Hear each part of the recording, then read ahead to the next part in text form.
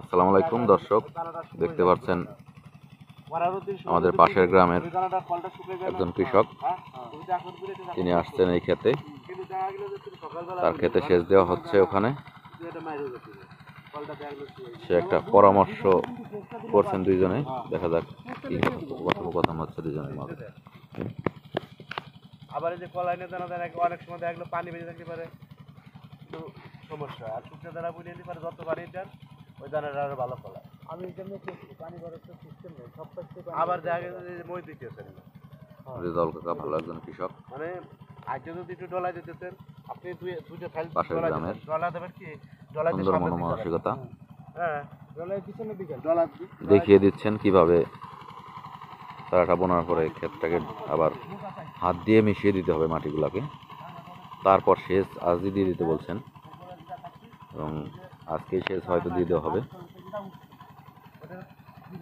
দেখুন কিভাবে সুন্দরভাবে হাত দিয়ে মাটিগুলাকে সমান করে দিচ্ছেন। যেহেতু রসুন বোনা ছিল, একটু মাটি এলোমেলো ছিল, সেইগুলাকে সুন্দরভাবে হাত দিয়ে মিশিয়ে দিতে বলছেন। এইভাবে তিনি যেভাবে করছেন,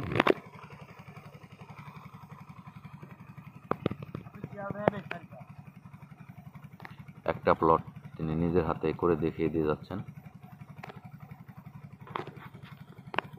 বীজ বপনের পর এইভাবে করে তারপর সেচ দিয়ে দিতে হবে।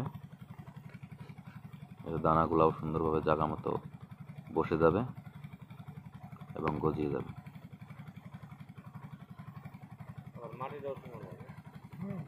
মাটিটা কিন্তু অনেক সমান হয়ে গেছে।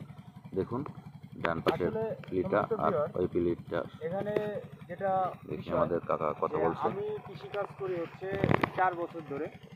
আর এখানে মোটামুটি আমরা এখানে অনেকেই কৃষিকাজ করি।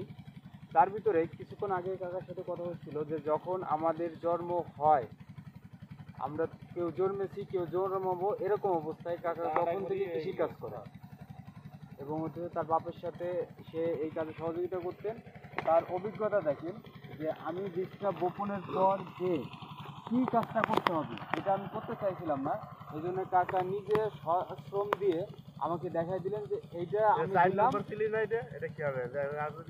সবগুলো করে দিবা তাহলে আর ভালো। এইটা আমি দিলাম, এই যে আর কিছু তুমি যেগুলো বুনছো ওইগুলাই এরকম যদি তুমি না দাও তাহলে ডিফারেন্সটা তুমি দেখবে চালানোর পরে।